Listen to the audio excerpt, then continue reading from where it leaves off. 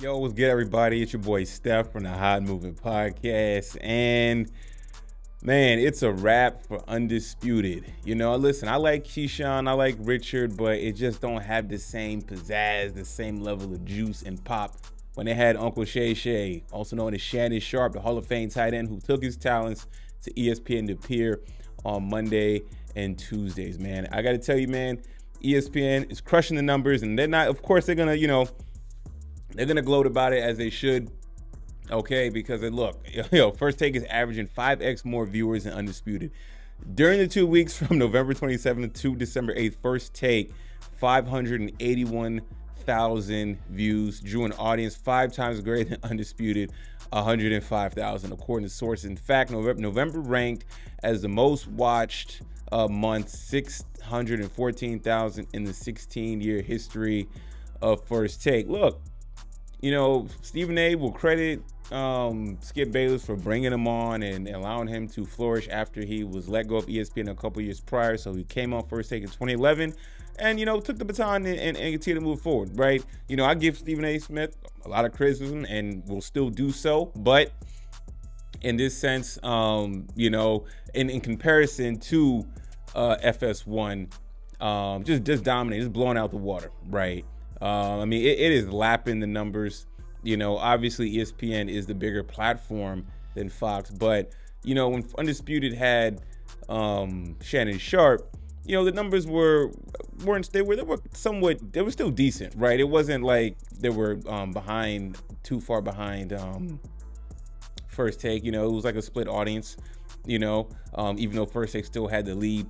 But now it's a wrap. It's over. And I gotta say, Undisputed, the dynamic is okay, right? I think it's too many heads, a little bit, or at least maybe not too many heads. I just think the panel is just not.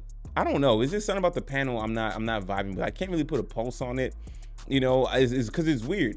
I don't have a problem with Richard. I don't have a problem with Michael Irvin. I don't have a problem with Keyshawn, right? But for some reason, I just get this feeling that they all should not be on there, right? And then, what was weird is that, they try to have Wayne on Fridays, and they had their whole, Wayne Young Money artists with Alan Cubis and Yellow Beezy that I believe they dropped doing that on Wednesdays because I thought that was a terrible idea. It was horrible for them to do that.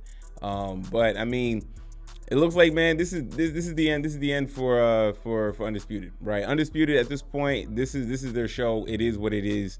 I rarely watch unless a really hot take is being debated or going viral socially, right?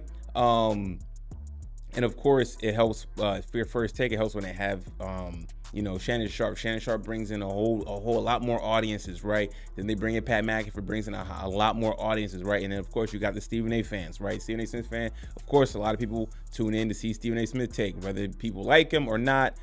Stephen A. Smith is going to draw eyeballs, right? So he's doing all that work. They're making numbers and everything like that. But the question is Stephen A. Smith still going to be there, right? It's cool that they are, dominating. They're already in the lead, but to even be further in the lead, that's cool. But what does it say for Stephen A. Smith? Stephen A. Smith has talked about wanting to be compensated, wanting to be one of the highest paid people on TV. And maybe he most likely probably is deserving of that, but will he get it though?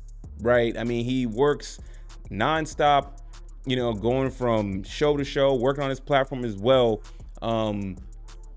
And I don't know if he is going to get the bag he's looking for. You know what I'm saying? Look, ESPN, they like paying certain people. For some reason, they might have Stephen A. Smith cap. Who knows? He says his contract ends in 18 months. When that conversation begins, right?